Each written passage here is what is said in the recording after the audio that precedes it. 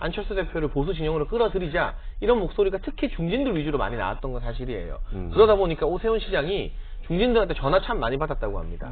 단일화 이 국면 아주 치열할 때 그냥 네가 포기해라, 양보해라 이런 전화를 하도 많이 받아서 김종인 전 위원장에게 하소연을 하자 김종인 전 의원이 내가 정리해줄게 하면서 안철수 대표를 막 때리기 시작했거든요. 네. 그러면서 분위기가 좀 뒤바뀌었잖아요. 물론 윤석열 전 총장 사퇴나 LH 효과도 있었지만 그러다 보니 김종인 전 위원장 입장에서는 당내 이제 주호영 원내대표로 상징되는 중진들이 도와준 게 아니라 발목을 잡았다. 이런 사람들이 당권을 가져가면 국민의힘이 제대로 되겠느냐 이런 차원에서 이야기를 하는 것 같고요. 네. 여기에 대해서는 사실 오세훈 시장이 나서서 정리를 해주면 간단한 문제거든요. 어떻게 해야 됩니까? 그때 중진들이 나한테 전화해서 뭐라고 했는지 압박을 했는지. 근데 지금 굳이 시장인데 그런 정치적인 이 진흙탕에 끼어들고 싶지는 않겠죠. 네. 다만 이 사태를 바라보는 입장에서 윤석열 전 총장은 내가 들어갔는데 중진들이 나를 미는 게 아니라 그 당시에 오세훈 시장 자기 당 후보를 안 밀었잖아요. 밀어내는 거죠. 또 다른 사람을 밀 수도 있고 내가 좀 중진들의 어떤 이 알력 다툼에 중간에서 끼어서 흔들릴 수도 있겠구나라는 경계심을 가지게 될 거예요. 이 메시지도 윤석열 총장한테 가는 메시지네요. 그렇죠. 의미가 상당히 있죠. 하나가 더 있는데 합당 이슈가 있었어요. 사실은. 뭐냐면은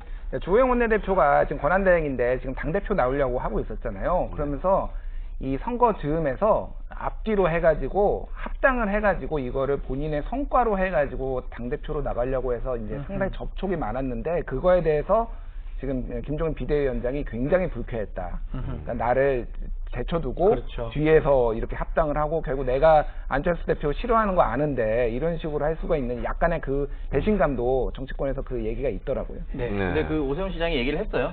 4월 26일 이제 신동아 인터뷰에서 오세훈 두고 중진들이 계속 장난질했는데 김종인 비대위원장이 영혼을 갈아 넣어서 방패 역할을 해줬다. 라고 오세훈 시장이 얘기를 해줬어요. 오세훈 시장은 김종인 전 위원장하고 같이 아무래도 이제 본인이 서울시장이 되는데 1등 공신이라고 저는 뭐 본인 스스로는 아마 믿고 있지 않을까 생각이 듭니다. 네. 그런데 그 김종인 전 위원장의 마음을 참 알기가 쉽지 않은 게 이 당 비대위 티타임에서 이 김 위원장이 상임 고문 자리를 단칼에 거절했답니다. 안 하겠다고 그랬대요. 그래서 이 주 원내대표가 그러면 거절하셨으니까 다시는 당에 모시는 일 없도록 저희가 잘하겠습니다. 라고 이야기를 했더니 또 이제 그 말에 또 서운했다. 또 서운한 거예요.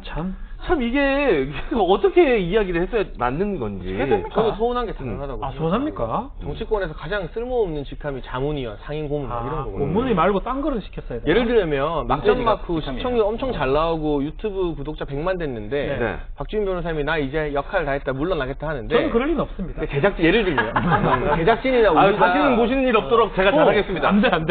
변호사님 없으면 우리 망해요. 되게 서운하네. 막전마크 망해요. 변호사님 계속 있어주세요 해야 못 이기는 척 앉아있거나 아니면 나갔다가 기분 좋게 나갈 수 있는 건데 딱 나간다고 하니까 MC 장원이 기다렸다는 듯이 네 변호사님 그동안 수고하셨습니다. 다시는 모실 일 없게 하겠습니다 하고 여기에 딱 앉는 거예요. 속상하네. 얼마나 화가 나요. 딱 맞아요. 너무 속상한 거예요. 너무너무 속상해요. 이유를 들었는데도 벌써 MC 장원을 미워하고 올게요. 너무 좋아요. 충분히 그러고도 남을 조호영이랍니다. 조호영. 너무 미워요 갑자기. 왜 저렇게 왔다 갔다 하시지? 너무 미워. 나 답답하기만 합니다. 이해가 딱 되네요. 네. 저는 주호영 원내대표 입장이 딱 되네요. 너무 답답하네. 왜 저러시나? 자, 김종인 위원장 속설 중에 눈에 띄는 게, 이건 이런 말 쓸 수 있나 꼬붕! 꼬붕은 이런 말을 썼어요. 이거는 우리 친구들끼리 쓰는 말이에요. 내가 네 꼬붕이가 뭐 이런 말을 해야 되는 강재훈 의원에게 그 홍준표 꼬붕이라는 표현을 썼습니다. 이야, 이거 심하지 않나요? 뭐 실제 그렇게 생각하시는 것 같아요. 진짜로? 네. 그걸 뭐 비유라는 표현이라고 하기에는 마치 꼬붕 것 같다라고 하지 않고 그냥 꼬붕이라고 얘기했거든요. 그렇게 생각을 하는 거죠. 근데 어떻게 보면 이것도 당내 세력 견제라고 볼 수가 있습니다. 왜냐면 홍준표 의원 같은 경우 현재 무소속이지만 계속해서 외곽에서 단일화할 때 안철수 후보가 잘 되길 바랬다.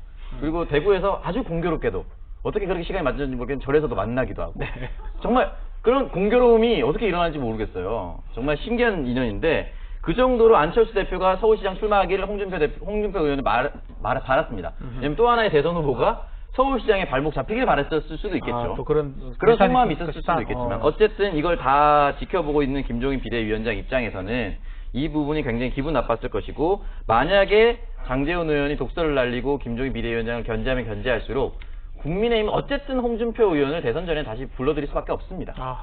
그것을 경계하고 만약에 홍준표 의원이 국민의힘으로 들어왔을 때 대선 후보가 될 가능성이 높고 그렇게 되면 정권 교체가 되지 않을 것이라